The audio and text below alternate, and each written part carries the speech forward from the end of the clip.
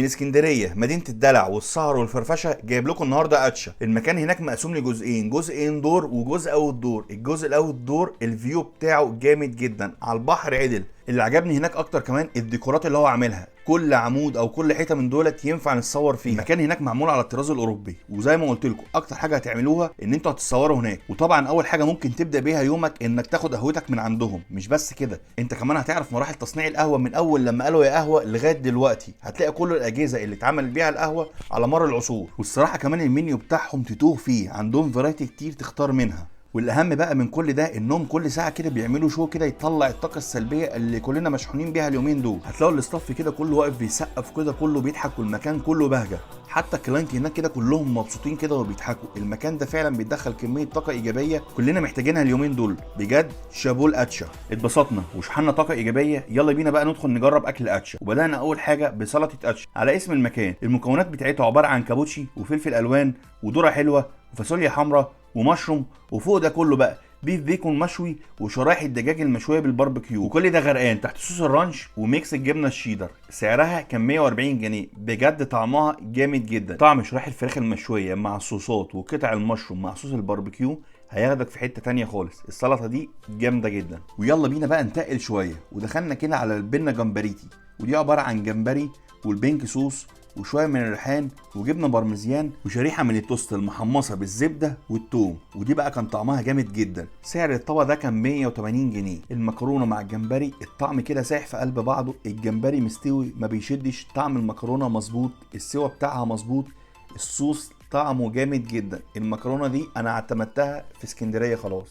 وهنا بقى وصلت للطبق الاساسي بتاعي، وكان ميكس فاهيتا لحمه وفراخ. وده كان عباره عن شرايح من اللحمه والفراخ المشويه اللي بتتقدم مع البصل والفلفل الحلو اللي متشوح على الجريل كده بصوص اتشا المميز.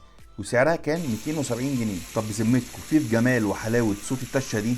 نسيت اقول لكم الطبق ده كمان بينزل معاه رز حسب اختيارك وشويه صوصات كده. هقول لكم ايه اللي عجبني فيها. بدات اول حاجه بشرايح اللحمه، وكان طعمها حلو وريحه الشوي باينه فيها قوي. بس شرايح الفراخ عجبتني اكتر. حسيت ان الفراخ والصوص بتاع اتشا عاملين ميكس كده حلو. بس بشكل عام بنصحكم لما تروحوا هناك تجربوا ميكس الفاهيتا اللحمه مع الفراخ، جامد جدا. وكمان جربت عندهم الرز اللي كان طعمه مميز جدا، كان مستوي حلو وبهاراته حلوه. وكمان جربنا عندهم عيش التورتيلا مع الفاهيتا. ونيجي بقى للموضوع اللي بجد، سلطه الزبادي. ده احلى صوص زبادي انا اكلته في حياتي. طعم هيخطفك من اول معلقه. انا ممكن اروح هناك مخصوص بس عشان خاطر الصوص دوت. وزي ما قلنا في الاول المكان معمول على الطراز الاوروبي. مش بس كده، الاكل كمان معمول على نفس الطراز. تحس ان البيتزا ديت نازله من ايطاليا بالطياره عيد عليك مخصوص. البيتزا دي في المنيو عندهم اسمها لاف هاندل، وبتتكون من العجينه البيتزا الايطاليه مع صوص الطماطم والسجق اللبناني والبيف بيكون وشرايح الطماطم والبصل والفلفل الحار. وسعرها كان 175 جنيه. وعملت فيها ايطالي وقطعتها، بس بالمصري كلتها. عشاق البيتزا هتعجبهم جدا. الشيلي توميتو والجرجير عاملين ميكس جامد جدا. السجق اللبناني حكايه.